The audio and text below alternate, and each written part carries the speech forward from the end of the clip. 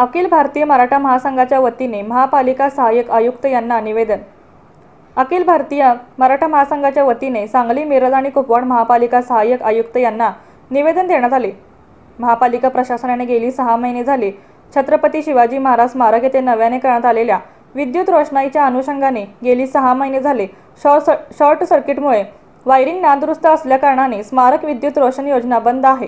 त्या अनुषंगाने महापालिकेला आज अखिल भारतीय मराठा महासंघाच्या वतीने निवेदन देऊन येत्या 10 तारखेच्या आत काम पूर्ण न झाल्यास महासंघाच्या वतीने आत्मदहन करू असा इशारा देण्यात आलेला आहे। तसेच महापालिकेने सामान्य नागरिकांच्या बोकांडी घरपट्टी वाढीचे भूत मिळकतदारांच्या मानगुटीवर बसवण्याचा घाट घातला आहे, तो योग्य नाही। ताबडतोब हा निर्णय माघारी घ्यावा असेही निवेदनद्वारे करण्यात आले आहे। यावेळी महासंघाचे जिल्हा अध्यक्ष अभिजित शिंदे, राजेंद्र पाटील, धनंजय हलकर शिंदे इतर पदाधिकारी उपस्थित होते।